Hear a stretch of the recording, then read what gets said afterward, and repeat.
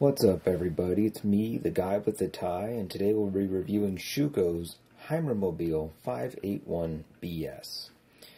This is a 1/18 scale resin, metal, and plastic display model. I'm not going to refer it as a kit as many people do, but I must mention that this is a really nice kit, and the box before you is the box that most of these European kits come in. It's a glossy black, as you can see, with the company logo. It's really thin, but this seems to be the new protocol for these, unlike the days of past with Danbury Mint and Franklin Mint. This is also 1/18 scale, so much bigger as well. So let's begin with a review of the box. Now the box is very atypical. It's really nice, real simple. Gotta love simplicity. We don't keep boxes, we keep the kits. And on this side, so this model was produced between 1978, I believe, to 1986. I had a neighbor who had one of these, but it is the British variant. I don't really recall what they called those. But down here we can see the logo Bedford, and maybe Bedford made it. Unfortunately, I can't call this neighbor. He passed away about 10 years ago, but he'd be about 100 now if he was still living. So, no, he lived a good life, and he liked caravanning, as they called it. But on this side, we see some model pictures along with a real image of the Heimermobil right here. This is obviously a possibly early 80s variant, as I did see a couple of these as a kid. Most of them had a big graphic on the side that would be mustard and orange, or yellow, mustard, and black, as I recall. But this one's got the sparrows flying on the side. Also, do note the windows bulge out, typical of most caravans, motorized caravans of this era, and a very flat face. So let's go to the opposing side. And on the opposing side, we can see the Heimermobil 581BS. And here's an actual picture, very well taken and professionally taken, of the model kit to draw you in so you purchase one. And over here we have the words Pro R18. I don't know what year this was produced. I bought mine last year for around $200 or 180 pound. So let's go to the inside of the box real quick. This is the very typical way that they ship these now. The dual-sided or top and bottom foam, molded foam. It does the job. It always worries me when I see them shipped like this, but everyone's taking cues now from the way Danbury Mint did it, so screwing them in has become a thing of the past. So here we have the model kit itself, and I accidentally said model kit, so okay. Here we have the display model itself. For starters, this new thing of this vacuum-formed plastic windows has become a real big deal in the last 5 or 6 years. This was all kind of started by BOS, and it showed that people didn't truly care about how thick the glass was, and I agree. It's kind of a hindrance, having to easily, the company's having to waste time making the glass bulge out a little, just a tiny bit, to make a difference, but made internal viewing a lot harder. But on another note, let's get to it. Here we have the flying sparrows, something commonly seen on the Heimermobils of the early 80s, along with their non-powered caravans that they possessed at that time. Here we have a really nice rear view mirror. It's extended out really well and is made out of very good metal, just a metal tubing pretty much. This is also sort of photo etched feel and is reflective. So up above, as I said, we have a restroom vent, and this I think is a satellite. I'm not really sure. I'm not exactly well, I'm not a auto manufacturer of caravans, particularly motorized ones, and this either is a satellite or it's some panel of some kind. Here's the exit panel, as I recall. None of these unfortunately open. This, I think, is a sun vent or another exit entrance panel to the roof. I know this is a pop-out. The purpose of the pop-outs always remained somewhat confusing to me, as my neighbor, when he used his, he popped that out, and it never seemed to serve a purpose, but perhaps, maybe to my unseeing eye, this pops out and that is a sitting area so you can be in nature. Because this, of course, is a vent that opens up, and this is also a vent that opens up, but I believe you can step out of that vent and onto the roof of the caravan. This is the front of the caravan. As you can see here, the first thing that you notice are two plastic, separately applied windshield wipers. The two, I'll call them ears, the two rear view mirrors, a nice decal, some good chroming along the surfaces. This is an anti-rain strip, so it'd keep most of the rain off of the front of the windshield, particularly while driving or stopping, as the rain will flow forward. It'll go to the sides. Here we have a nice metal antenna. Some more really nice front details, the decal, the license plate, a nice photo-etched emblem, which I think stands for Blitz. I could be wrong. Some really nice grille details, and the headlights and running lights. Naturally, this chrome strip, as you see here, runs around the entire of the automobile. This is the passenger side. The first thing that should be noted, besides the nice detailing of chrome along the entire top and the sparrows, is that the door does not open. Therefore, interior details are somewhat hard to see. This is interesting because Schuco made, I believe a year ago or 2 years ago now, a bus where everything opened, but perhaps it was too fragile and things broke.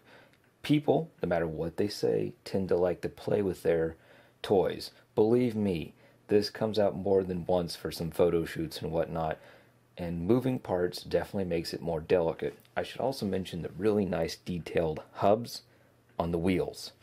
These hubs are a brighter, more brilliant chrome, as in they were plated, to a more stained silver behind it. Naturally, beautiful decals, sparrows, the Heimermobile. I'll get a better look at this. And over here for emergency pack, along with a running light. We also have some nice vents here for the kitchen area, which would be in this section right here. The door has a nice pull tab that unfortunately doesn't function. And of course, a lot of good deals, including vents to allow condensation out and whatnot, along with a step down. But unfortunately, the step down does not come down. Once again, it might have been too fragile, and the bus had a lot of things break on it. Once more, we have some PE parts around the windows, which create a nice chromed detail, or silver accent, if you want to call it that. And luckily, there is a PE part stretching across from where the windows would open to allow air in. The back is no different, with really good details. We have a good rear screen, along with, looks like a pull tab, but the window does not open. Rear lights, which are always nice little details. A rear spare compartment, which is always really nice. The Heimar decal right here. The chrome strips going across the top and the bottom. The anti-rain strip, along with this chrome strip that's been going around. A license plate. Two small running lights, and a really nice little detail right here. It's always very interesting looking at these kits and how well made they are. Beautiful replicas. I wish more replicas were made of this. But now we get to the tricky part, looking in the inside. Before we look on the inside, I wanted to mention this is a 1976 Torino. Most famously Starsky and Hutch, but I don't care about that stupidity. I'm not a fan of the show. Sorry, folks. But this car is definitely a full-size sports car.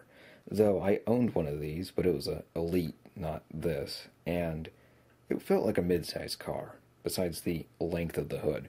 But I must mention, with this comparison, that this car is just as big as the Heimermobile. So this gives you a good perspective, if you want to buy one and display it, that besides the height, which is definitely of great difference, two of these stacked on each other would probably be the same height as this vehicle. It is the same length, therefore a standard but taller display case would definitely be nice for this vehicle. Beep beep, out of here.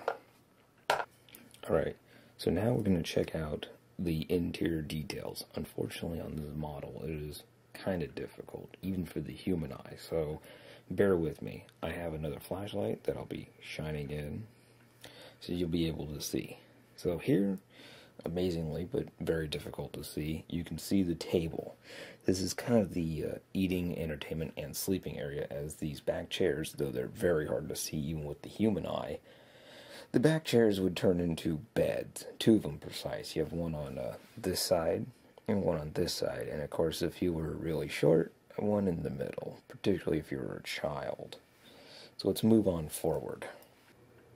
So now we get on to the next portion. It is very hard to see, and even if I shine a light in this way, darn, reflection. But if you shine a light in this way, you can kind of see there's a cabinet right there. And on the other side is another cabinet. Both are covered, just like in the real ones, so stuff doesn't slosh around. The bathroom's over there where the light's reflecting, and down here is where the sink and singular stove was.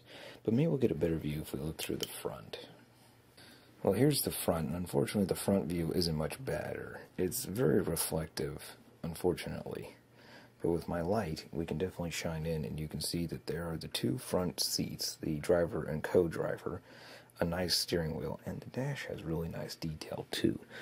And of course, back there, where you can see those 2 items, as I flash back and forth, that's the restroom, that's the sink. I tried to sneak in so you can see the dash, but unfortunately my camera only would like to... Oh, there we go, never mind, my camera's behaving. It's hard to see, but the dash is very well detailed. It's really nice. Once again, it's a shame that the roof or the door doesn't open. It really does make me somewhat upset, but I can live with it, as it is a display model.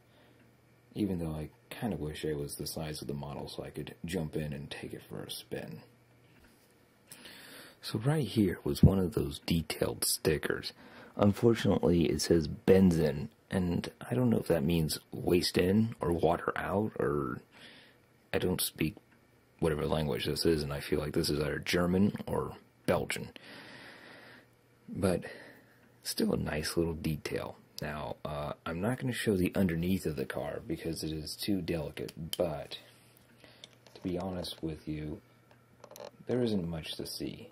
It's pretty sparse, like a BOS model, with just an exhaust port going all the way down. It doesn't even really show where the motor is, unless I have a fluke, which I will live with. So yes, this is the review of the Heimermann 581BS by Schuco. Hopefully I'm saying that correctly. It is 1/18 scale, and last word of note before I drive away, this car weighs a lot. It probably weighs the same as 2 BOS Imperials. So also, when you buy a case for it or make a case for it, make sure it's strong enough to hold like a Lionel train before you put this dude on. We'd hate for it to fall over and break.